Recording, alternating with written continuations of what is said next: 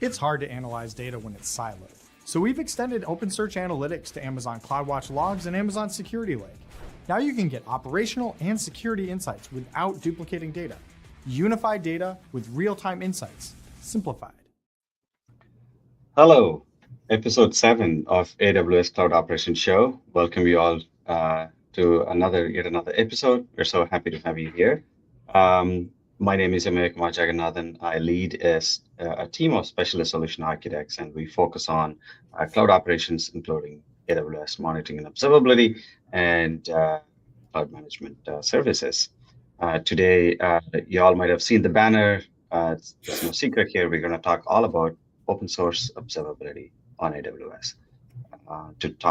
To discuss all the specifics, I have an awesome panel here. I'm going to introduce the panel to you all. Hello, everybody. Welcome to the show. Let's get introduced. Kevin, you want to go first? Yeah, sure. Hey, everyone. My name is Kevin Lewin. I'm a senior solutions architect, and I specialize in monitoring and observability, and I am a big open source fan. I have a Linux Penguin on my shirt, and really happy to be here today and talk about this topic. And I'm a big fan of the show, Amaya. I'm probably the biggest fan. Happy to be here. Thank you, Kevin. And you're streaming from Tampa, Florida. Live from Tampa, yes. Live from Tampa. And I'm in Seattle today, not in my typical location, which is Atlanta. We are covering 3 time zones. Well, the third one is, we'll find out. Joshua, you next. Hey everyone, my name is Joshua Bright. I'm a senior product manager within the OpenSearch service. I'm focused on the Discover experience, observability for logs, as well as direct query experience out to Amazon S3, as well as CloudWatch logs. So happy to be here. Thanks. Awesome. Thank you, Joshua. Priyanka. Hey everyone, I'm Priyanka Verma. I'm a senior product manager at AWS. I primarily work across the open source observability services, including Amazon Managed Grafana, Amazon Managed Service for Prometheus, and closely with Joshua on the Amazon Open Search service. So, I'm streaming from Dallas, and like everyone else, I don't have any Ollie kind of shirt that I can flash here. All right, that is great. Thank you so much. Once again, thank you all for joining today, and thank you for the audience. Just a quick reminder, folks that are watching live, this is an interactive show. We'd love to, there's nothing more exciting for us than interacting live with you all. Anything you want to ask, keep it relevant to open source observability, obviously. Ask on the live stream, and we'll be more than happy to pick that question and answer as much as we can, right? Okay, once again, thank you. So we'll get into the show right now. So Priyanka, maybe this question is for you. Let's get the introduction going. Like, what are the services that we are talking about here? What is the context here? So we are talking about open source observability services, AWS managed open source observability services. So AWS has 3 key managed open source observability services based on popular open source projects, Grafana, Prometheus, and OpenSearch. And the services are namely Amazon Managed Service for Prometheus, based on the open source project Prometheus, as the name implies. Similarly, Amazon Managed Grafana as the visualization platform, and Amazon OpenSearch service based on the open source project OpenSearch. All of these serving different purposes, where OpenSearch is primarily because of its search background, it brings in logs and trace analytics capabilities. Prometheus, or Amazon Managed Service for Prometheus, brings in a secure and scalable service for managing specifically your high cardinality metrics, which could be coming from workloads such as containerized environments or microservices-based architectures. It's optimized for that. I mean, you could use it otherwise as well. And Amazon Managed Grafana, which is a secure and scalable service for visualizing data from your different data sources, building that single pane of glass view for observability or any other use cases. Yeah, that's quite exciting. Customers use all these open source tools for many use cases, and they really like operating in this environment, right? And so maybe this is to Joshua. Can you expand on that? Like, what is the appeal behind customers wanting to use these open source services, maybe even managed open source services? Yeah, I think I think the number one thing that comes up, at least in my head, and I'm probably projecting a little bit because I'm cheap, but cost effectiveness, I think, is the first thing that comes to mind. The ability to be able to, at least in the self-managed side, be able to kind of roll your own and save on the costs of management, but also when you go with a managed service offering, you don't have to pay those additional licensing fees that you would for non-open source products. The other thing I think that comes up to me when I think about open source is the community itself and the wide breadth of influence as well as perspective on features that are being built. So, when you engage with the open source community, as in putting together a feature request, your feature request goes through a public group of folks that come from varying backgrounds and provide that different perspective to help build out a feature definition and use cases that cover many different aspects that you wouldn't necessarily if it was just a specific team or even a specific organization that's covering the software development. So Right. I that's mean, a lot really of people exciting piece. sorry. Yeah, that's a really important point. Like, it is the community participation, right? If you're interested, maybe you have an idea and you want to influence, and you can do that. You can join a special interest group, for example, and then be the person championing that. Or if you're a developer, if you're able to actually implement it than just talking, so you can actually go write the code and make it happen too, right? Yeah, 100%. sorry to interrupt you there, but those that is really exciting for people who want to contribute to such communities. Exactly. And I think, a derivative of that is you have the ability, you have all of this perspective. That perspective can vary from, a security point of view. That perspective can extend itself out into reliability, like how do we scale this out? And also, how do we innovate on unique problems that are happening within the community? So yeah, those cost effectiveness, the community, and then the derivatives of what you get with that community support, I think are some of the big reasons why people love open source options. Great. Those are really compelling reasons. Kevin, not to keep you quiet for too long, but what is observability essentially? Like, can you clarify? We talked about the tools, like, can you talk about this use case and what else is involved in here? Yeah, I think there's a very long answer and a very short answer. I'll try to land in the middle. Observability can be very simple, right? It can be just thinking of monitoring and alerting. When is something going wrong with a workload or a service? But recently we see people want to get deeper and deeper insights from their data. And that's where we use the term observability instead of just monitoring. So it could be something like understanding the user experience. How long does it take to load pictures on my website? What are people buying? What are they adding to their cart? So even business owners can somewhat benefit from these types of things.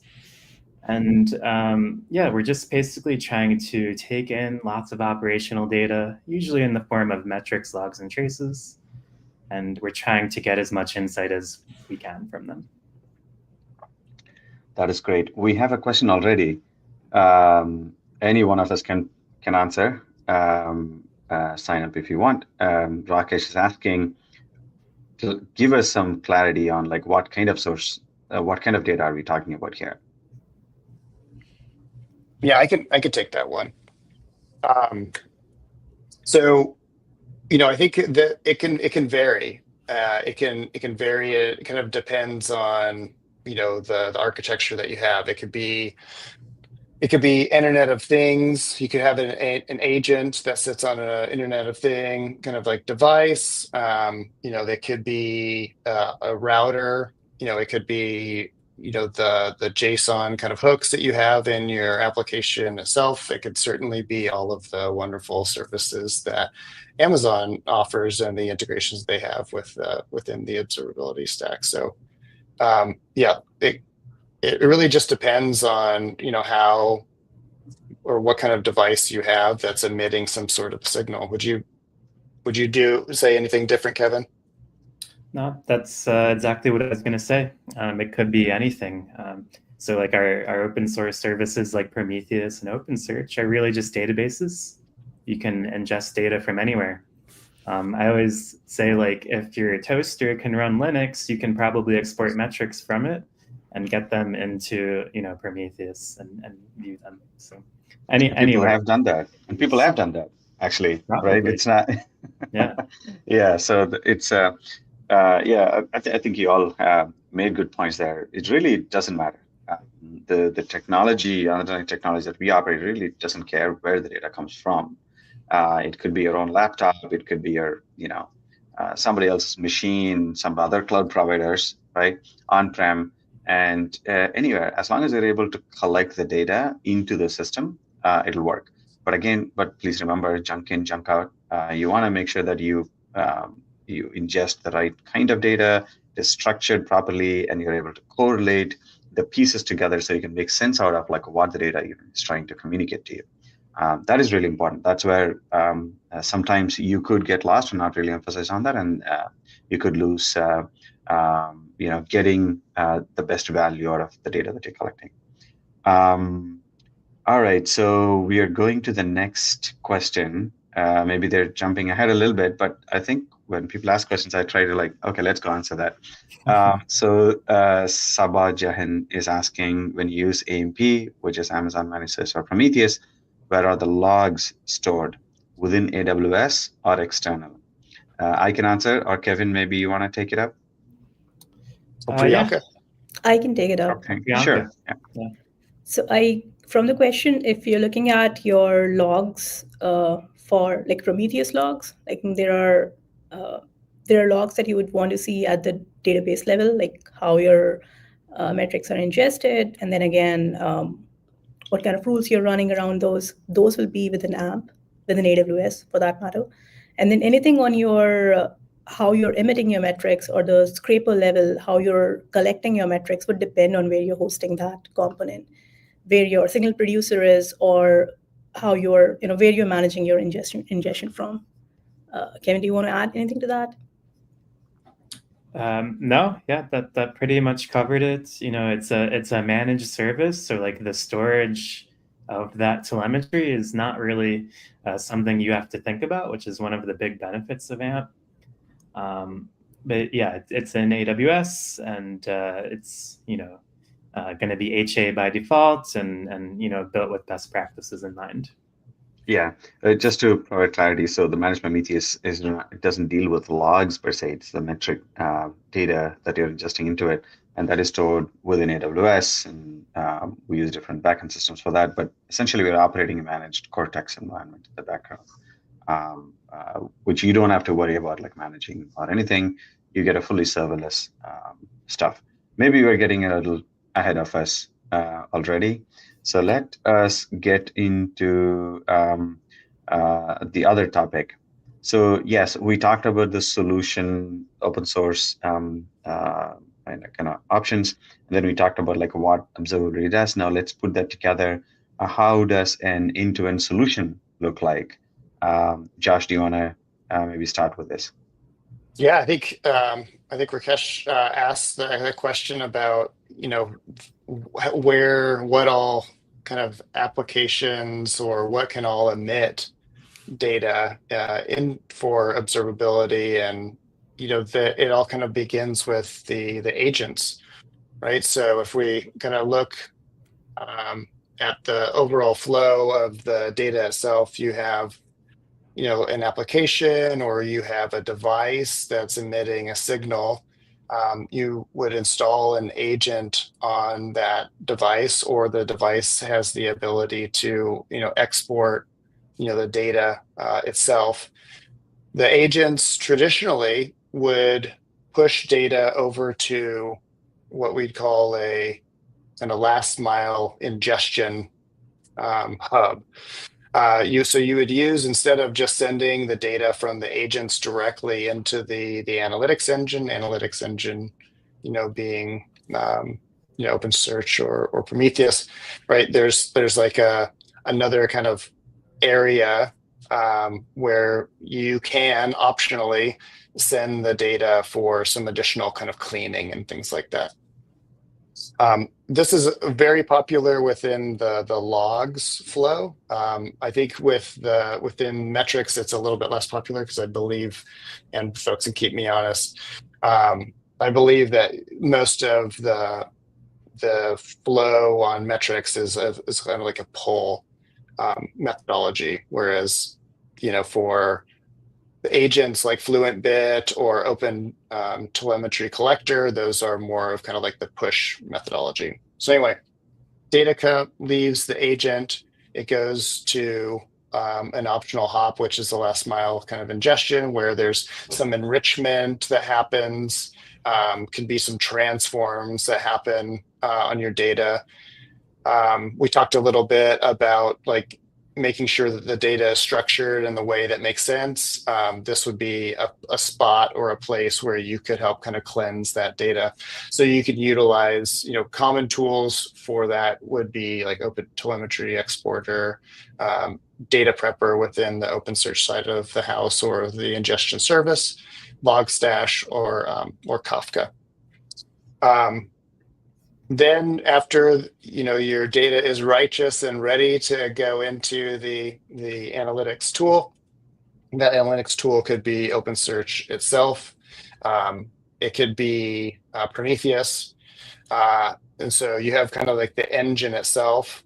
And then on top of the engine, you have a front end kind of visualization. So for those who love pretty graphs and being able to explore things using a user interface, not everybody's a CLI oriented person. So for those who like to perform the analytics, directly using a user interface, you have options like Grafana or OpenSearch dashboards. So that's kind of the flow of data, as it starts from the device or application, the signal moves through the kind of the ingestion process, lands into the engine itself, and then is analyzed using a user interface. And certainly there's the CLI or API approach. Let me know if I missed anything there, though. No, I think you covered the whole, all the pieces in the pipeline. That was well put. Thank you for that. All right, so Kevin, you told me that you have some demos that you want to show. People like to see those things. Mm-hmm. Are you ready? Yeah, I got a few things to show. Okay, all right. Let's get going with this. All right. So we're going to kind of just follow some of the flow that Josh just mentioned. And I'll show a few different tools along the way. So first, with OpenSearch, I can go and click into this OpenSearch service within AWS.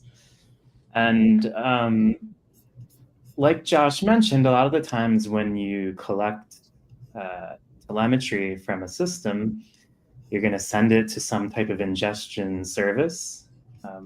You can run your own, something called Data Prepper. We also have a managed ingestion service, OpenSearch Ingestion, and it's actually really quite easy to get started. This is something that I thought would be very difficult, but a new feature they just released is something called a visual pipeline. And when you do this, you can go in, and we have all sorts of templates for different types of data that you might want to ingest. You can see here the ones really relevant for observability, like what we're talking about today, are things like OpenTelemetry. And from here, you can send all three signals actually to OpenSearch directly. So you have metrics. So you're setting up the data collection portion right now, which what you're setting up is the managed kind of endpoint that sort of is able to get data from anywhere. And this is what you're showing right now is the different places from where you can get the data from, right? Yeah. So a lot of the times you would be, if we took a step back and you thought about like your applications and services and infrastructure, usually you would be producing the telemetry there. Maybe something like instrumentation, and that's usually based on OpenTelemetry, which of course is another open source standard for producing this type of data. And then you're sending it to this ingestion service that, of course, we have this nice visual blueprint, and it will just kind of go through, and it becomes very easy to set up these pipelines. It's just step by step. You could do this before. You can see I have YAML over here. You could always set up, pipelines here in OpenSearch, but this new visual experience has made this a lot easier. And we can see I have a metrics pipeline here where I've just gone through, and I can pretty easily see what I've set up. It did all this for me with the visual builder, which is a nice new feature. I think the other cool thing is you could send it to OpenSearch, but you could send it to S3 as an example as well. So there are different destinations. So depending on your kind of data strategy of where you want to push things, you've got some options. Yeah, absolutely. And so then, like on the same topic of ingestion, while you're at it, sorry, Kevin, there is a question. Maybe we can add this to the list of things that you want to cover. That's from Rakesh again. So is there a correlation engine that takes all the data like metrics, events, logs, traces, attributes, and provides a root cause with context? So essentially being able to, the ultimate goal is reduce MTTR, right? So that's what the question is focused on. We can answer. Yeah, within the OpenSearch, I'll put on the OpenSearch hat and jacket. On OpenSearch side, we have a correlation engine within the security analytics experience, but we do not have it within the observability experience at the moment. Got it. Sounds good. Thank you. Sorry to interrupt there, Kevin. Keep going. Yeah, no, that's a great kind of. Once I get this data into OpenSearch, of course you can dashboard, with it, and I'll show I have some metrics that I've set up just coming from, my application running in Docker, and we can kind of see we have all of these metrics coming in directly into OpenSearch from my ingestion pipeline. And the dashboarding experience here in OpenSearch dashboards is quite nice. I am in an observability workspace, which is a kind of a purpose-built space within OpenSearch dashboards for doing observability work. So it has a number of nice things. And once I start ingesting, even though there's not really like a root cause type of correlation, you can get some good correlations, for instance, between traces and logs. So once I start ingesting all this data, I do have my traces here. And here's all the services coming from the OpenTelemetry demo, which is open source in case anyone wants to go look at it. But one of the big kind of things you would want is just a services overview with what we call golden signals. So things like duration, error rate, request rate, which would be throughput. These are kind of the top line metrics that everyone needs to be reviewing for a service. And so I'm looking at these. These are calculated from the traces that I'm ingesting. And if I went and clicked on a specific service, I can go in and maybe my duration is not right. Sorry. I think I just need to refresh. Sometimes you need to re-authenticate. Yeah, maybe. And once you have this, you can go in and you can do a little bit of a correlation, right? So I have all my spans for a service here, and I can go into like a certain span, which for those who don't know, it's kind of a sub-segment of a trace. So there's like one unit of work that's happening. This is coming from like a .NET service, and I can see all these various attributes. And then I can actually go and view the associated logs too. And it will correlate the span and just pre-populate the search for you. This is in line with this is in line with the question that came up, right? This is towards that, essentially. Yeah, Rakesh, is that what you were looking for? Yeah, so I think he had kind of asked about like root cause analysis, like automated. Yeah. This isn't doing that, but you can do some correlation between signals, which is kind of the what you want from observability, right? You have all this data. It's not useful in silos. You want to be able to link between all of it, and so you can do some of this with these. Trace analytics plugin and link back to your logs and events in OpenSearch. That's great. Yeah, keep going. Given that we did add that within the security analytics experience, I definitely see that coming for observability. So we'll keep you posted, Rakesh. So Rakesh responded saying something similar, but across different data from different sources. But it is possible. So as long as you have the data in there, and as long as there's a way to correlate, it will happen. Like we said before, it doesn't matter where the data is coming from. Mm-hmm. Yeah, and I think OpenSearch has really done good with this, and I think one feature that Josh brought up right in the beginning was a new direct query integration with CloudWatch. That adds, like, again, this goes into like kind of centralizing your data. You want to be able to go to one place and get lots of insight without having to click and move around and go to lots of places. And we have a way of doing that. So we can actually see, if I went in here, I could go and pull up various data sources, and there's actually a CloudWatch logs data source where I can go in and I can see all of my different logs, and you can actually query them directly here from OpenSearch dashboards. This is really good because a lot of services today in AWS, they produce logs directly to CloudWatch.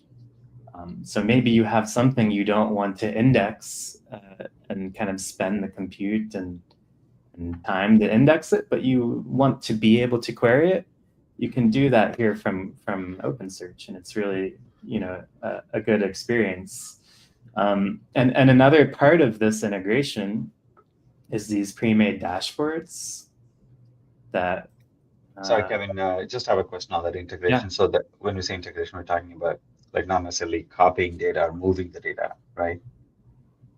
Yeah, no. So what's happening is OpenSearch is querying CloudWatch. So we didn't have to ingest and index these logs. These were they're sitting there in CloudWatch, and then we're able to query them. So you're not thinking about duplicating data and things like that, which is of course good. Right, which is what we call zero ETL. there's no need for you to extract, transform, and like load the data somewhere else. Right? That's what it means. And this when I think about it, it kind of gets best of different worlds together, right? Like you have this data in CloudWatch automatically getting collected, and you have this OpenSearch, it's great analytics engine, the nice visual interface and all that stuff. You can suddenly reach into CloudWatch and do all that in your own favorite language, like a PPL or SQL-based query language, and visualize and do all that stuff that you want from within OpenSearch without even leaving the console. Yeah, I would add a little bit there, like from a data strategy perspective, just piggybacking.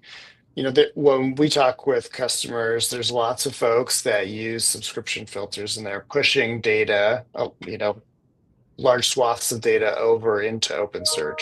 And so we wanted to provide an additional lever that they had. It's like, okay, well, you don't have to push all of the data over into OpenSearch. The data that you deem, that you need for near real-time analytics, you can continue pushing that over. But the data that you need but isn't immediately important for real-time analytics, you can leave that in CloudWatch and then query it as you see fit using this direct query zero ETL integration.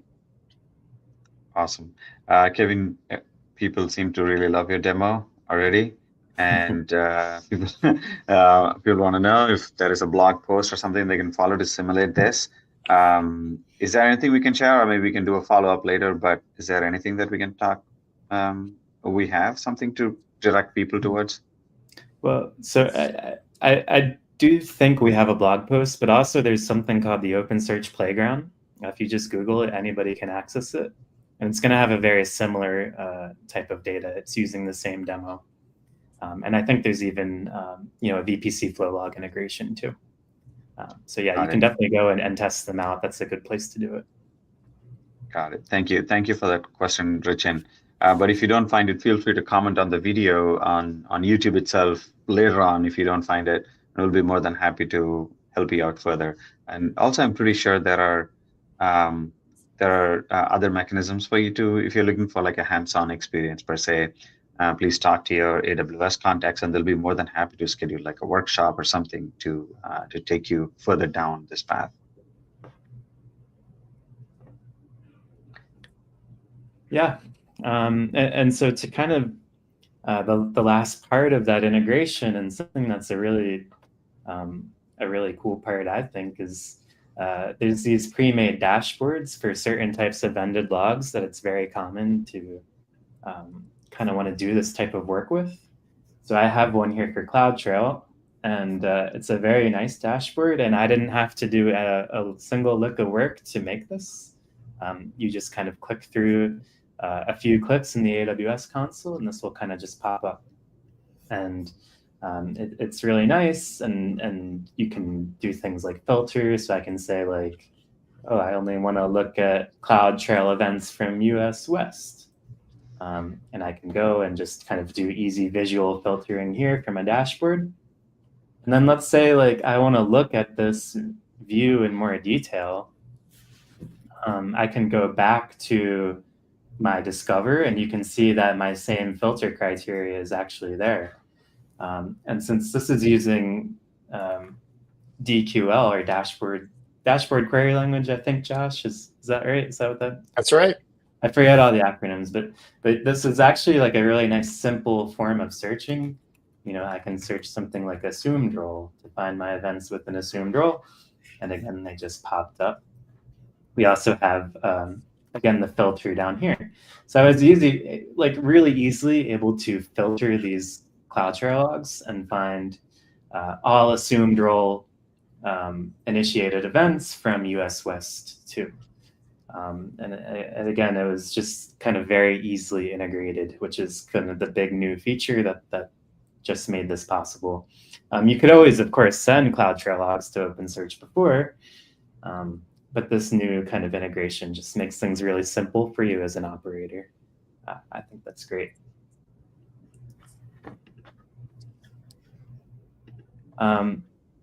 And now let's say we talked a lot earlier about Prometheus too, right? And we can't forget about that, because Josh, correct me if I'm wrong. Right now, in open source, you can query Prometheus workspaces, but not yet in OpenSearch UI. Is that correct? That's right. That's right.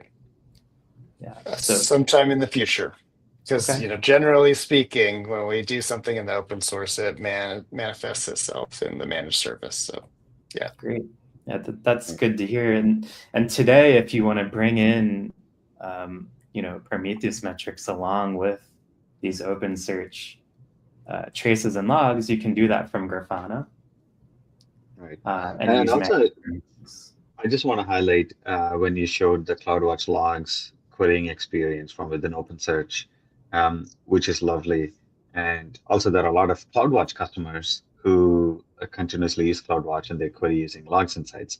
But there is also the capability of them querying CloudWatch data itself using OpenSearch's query languages, PPL and SQL-based query languages, without them having to set up anything, right? All of that is out of the box, which makes it super easy for them to do like subqueries and make even complex analysis possible.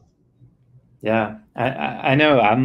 I've used SQL a long time, and to be able to just go into CloudWatch and use SQL is really nice. You can do joins and all kinds of good stuff that was maybe possible, but it's a little easier to understand. Every engineer understands SQL, right? It's been around forever, so it's a great thing to be able to do that.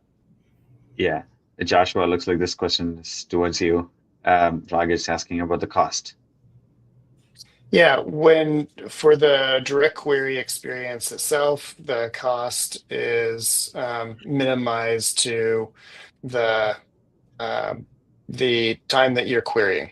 So we compute the cost in OpenSearch compute units. As part of the implementation as well, it will, if you're setting it up from the OpenSearch side of the house, you'll also create an OpenSearch collection.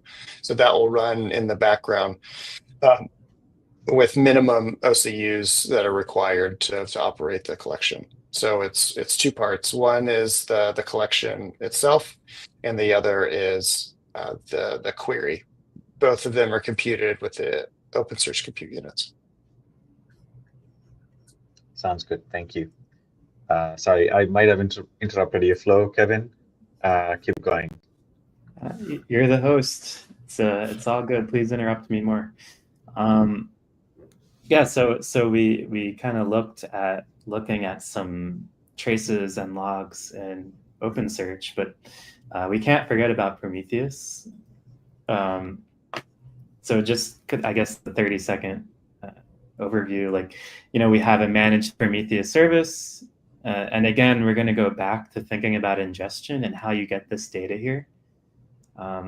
There's a really nice thing that this managed Prometheus service has called a managed collector.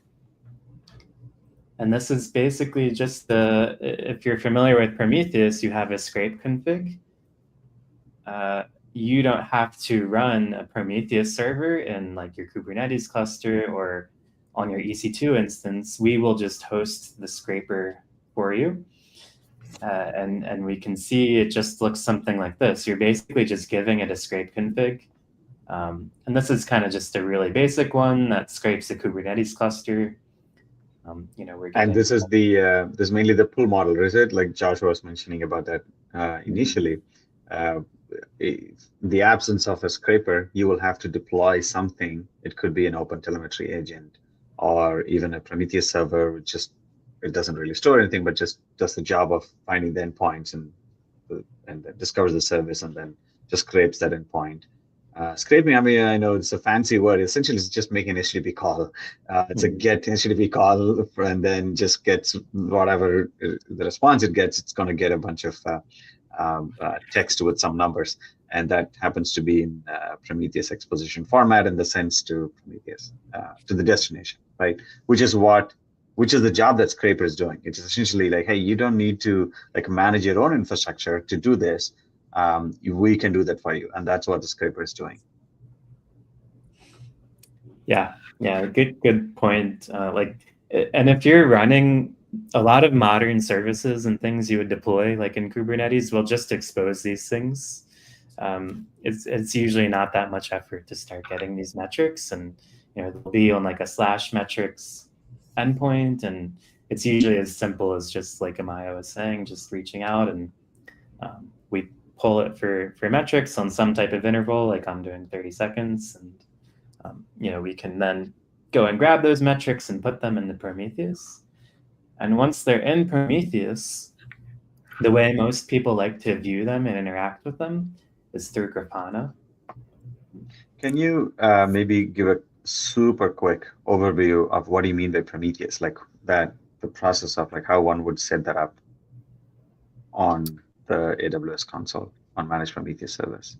Oh, yeah. So, I mean, if I went and tried to create a workspace, that's what you meant by Prometheus, right? Like people can go to the console, just go to this service console, create. I can do one right now. You can create that's a really nice thing. This is of course managed and serverless, right? We can create a workspace, and which is kind of us running Prometheus server for you, and it's scalable. You don't have to think about storage. Priyanka, correct me if I'm wrong. I think the number is up to like 1 billion active series. Whoa. 1 billion active series. Yeah.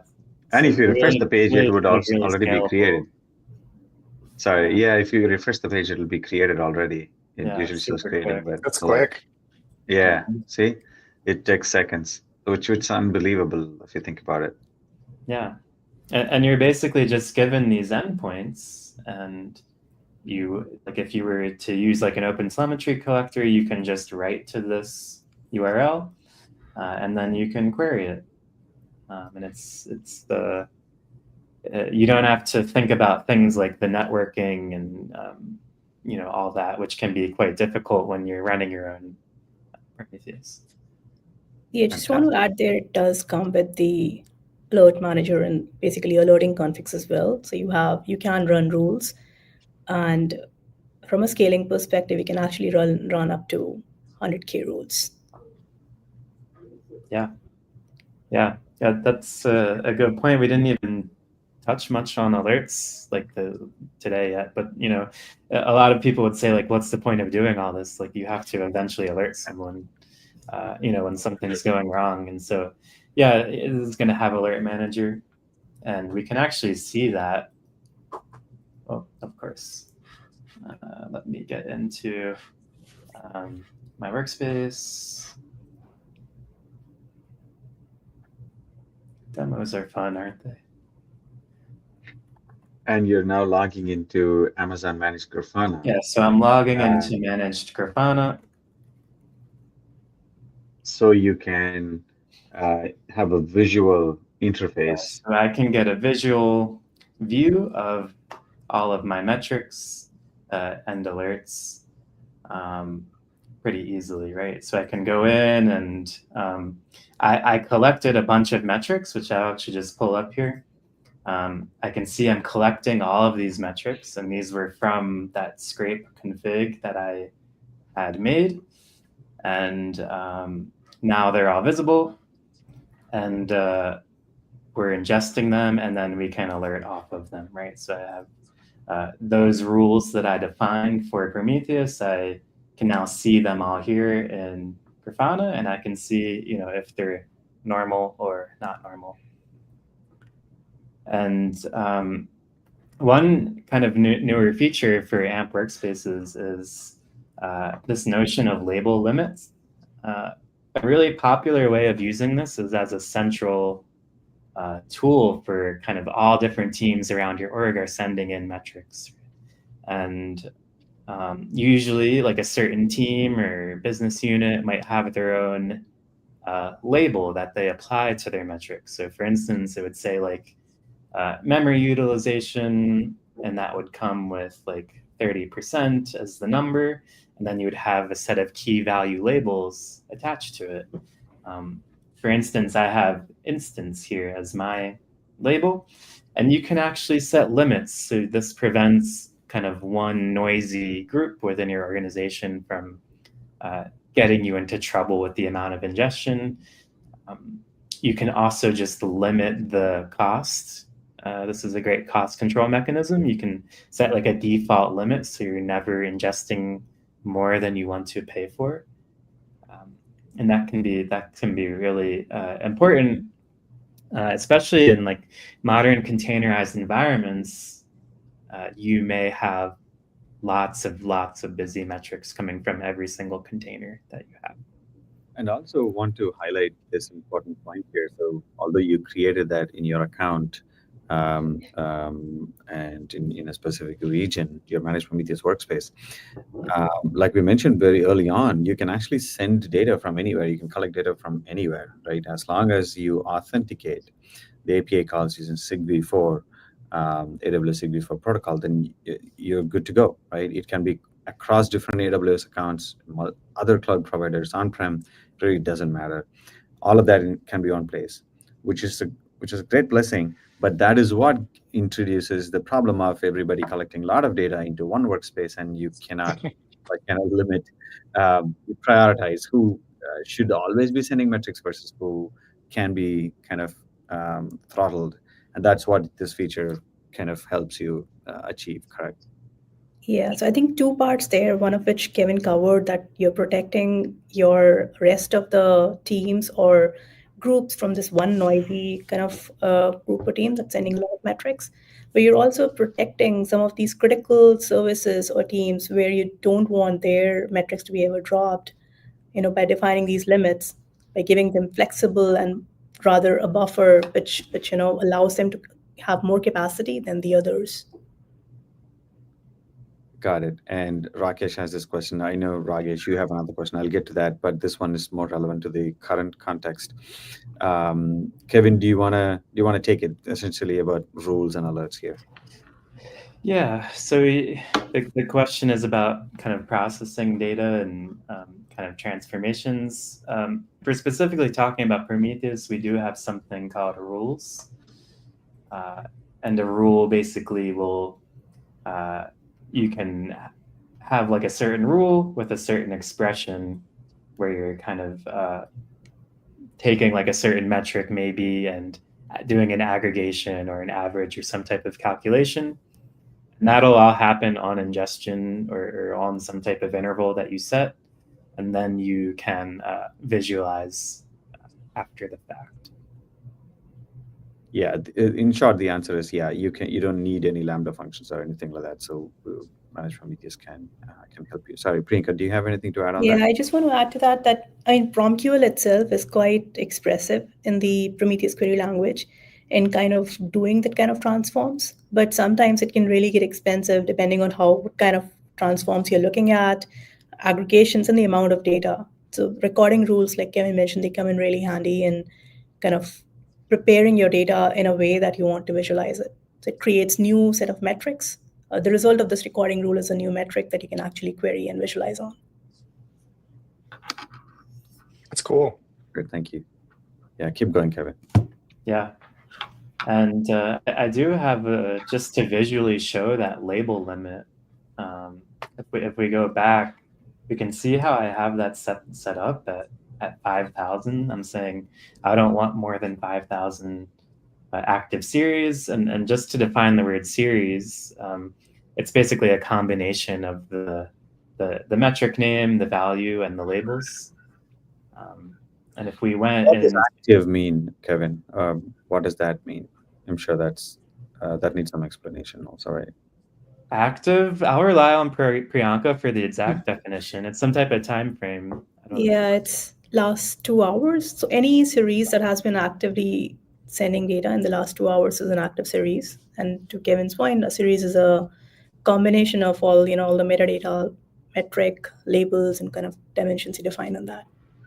Yeah. Right. If you have a metric and if you've been sending any samples against those metrics in the last 2 hours, that is included in that active series bucket.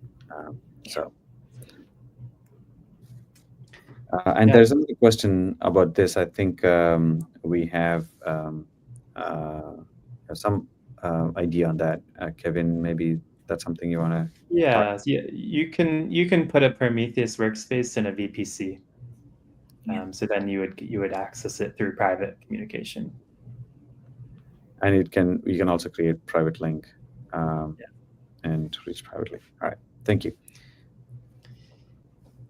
Yeah, and just to visually show like this limit that I set, I set a limit for 5,000 on this particular label.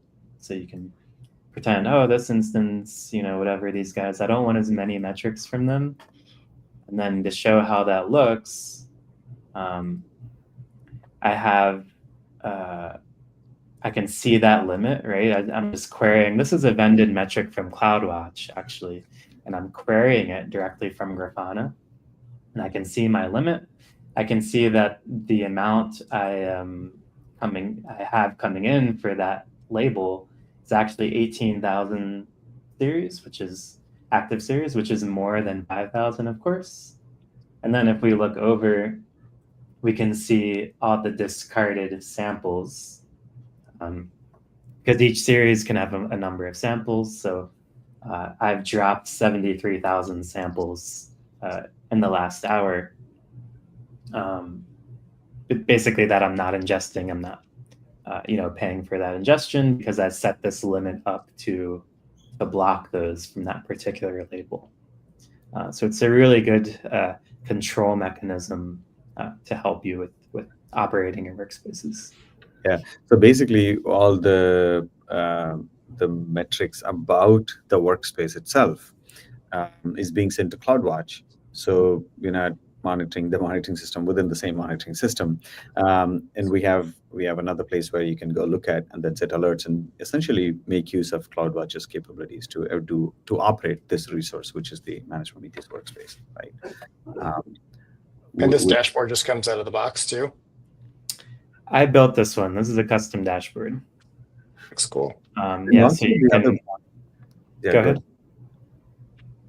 No, I was going to say, Grafana is, I don't know if world famous is the right word, but the dashboarding experience is top tier.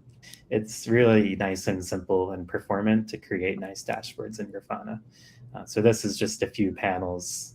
Each one is querying, CloudWatch, and then I also have some vended logs that came out of the Prometheus workspace, just telling me operational things that may have happened. For instance, I have one of those rules.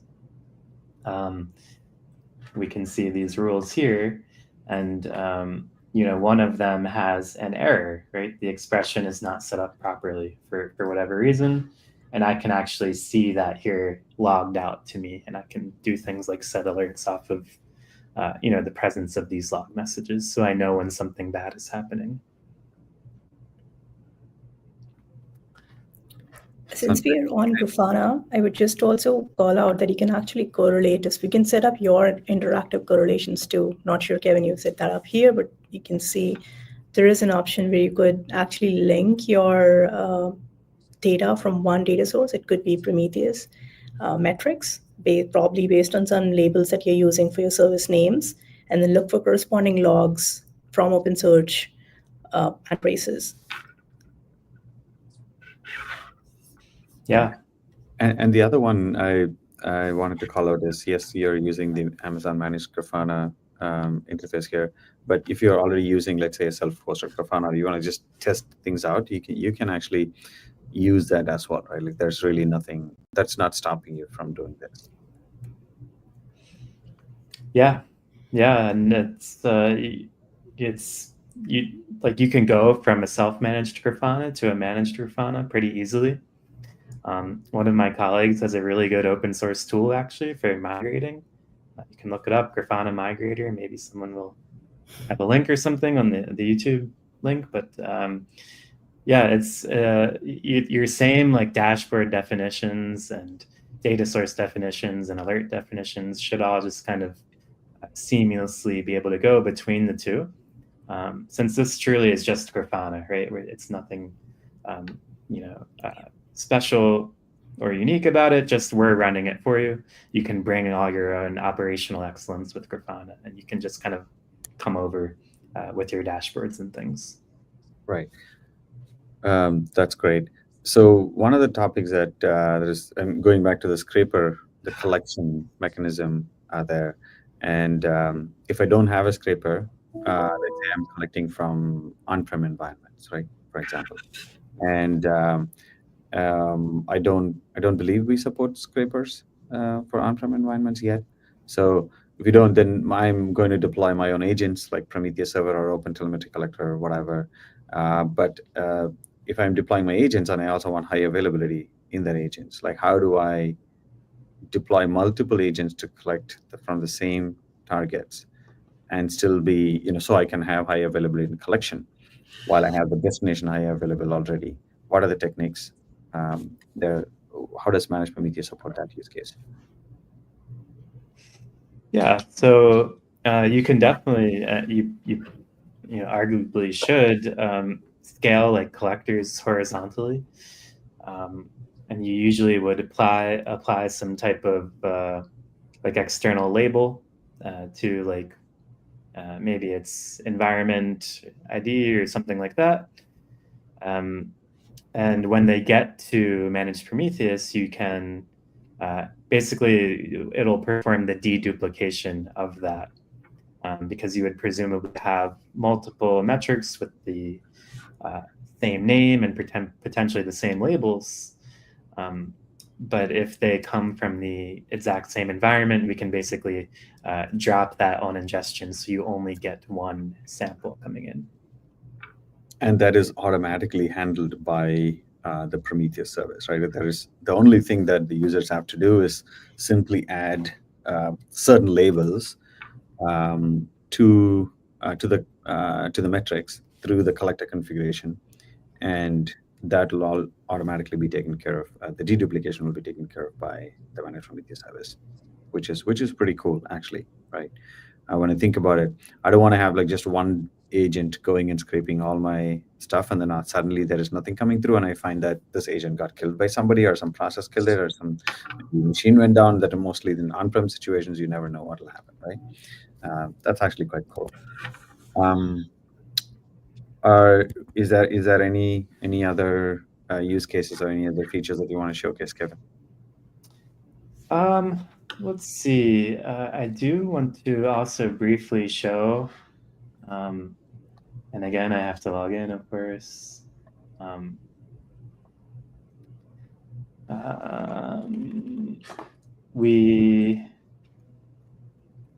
This is going to be super quick, but we saw like logs and traces in OpenSearch earlier, and like if we want to include Prometheus metrics, we can actually visualize all three signals in here in Grafana. I won't spend too much time, but if I look at some of these dashboards, we can see here I have a very similar, because this is the same application, I have a very similar overview to what I saw in OpenSearch. And then I could easily like go into a certain service and go in and see metrics from there. So here's what a trace would look like, right? I have all these traces and they're sorted by latency. Here's the visual service map representation. And then I have here the spans. And we can also, like if we're doing this in Grafana, we can go and look at metrics as well coming from there. We can have some things like durations and other things from AMP that we correlate all together. So we could probably, think of Grafana as like your one kind of unified UI, and you can actually query OpenSearch and query AMP and query CloudWatch and all these different things. And there's a ton of value in that. Yeah, that's pretty nice. I like the colors. I like the visual. It's super appealing, right? And Yeah. I'm also able to like go to like CloudWatch or OpenSearch from Grafana if I want to. That's also like deep links. Yeah, like you can go easily from a log. This isn't a CloudWatch log, so I don't think I would. But if this was a CloudWatch log, you can go in and there would just be a deep link directly to that log event, and the integrations are pretty robust there. Quite exciting. Thank you. We're almost there. Last few seconds, maybe minutes. Joshua and Priyanka, we have the OpenSearch roadmap publicly available. Is it the open source one? It's up there out there on GitHub, correct? Absolutely. Yeah, we just launched OpenSearch 3.0 a couple of days ago. So yeah, go check out all the awesome performance improvements, and we included some additional support for PPL commands like join and subquery and lookup. So yeah, looking forward to feedback. Sounds great. Thank you. Yeah, always, folks that are watching, feel free to reach out to us with your inputs through our account teams. We're always there, trying to collect as much information as possible so we can build what you want, right? Priyanka, is there anything you want to add as final thoughts? Yeah, I think when we talk about AWS managed open source observability, the intent is to just make that management simple for these open source projects, which probably you're already familiar with, and bringing them together with the 3 pillars of observability, logs, metrics, and traces from these sources, and then tying them together. Majorly taking away the heavy lifting and managing them on your own. I think that's the overall goal. All right, sounds good. Thank you. I think this was excellent. We are 1 minute over, but I think we covered all the topics that we want to talk about. Thank you so much for the engaging audience. This is one of the most active and interactive shows that we did. Lots of questions. Keep them coming in. I love that. And thank you all for joining today to present this show. And see you all in 2 weeks on a completely different topic. Until then, take care.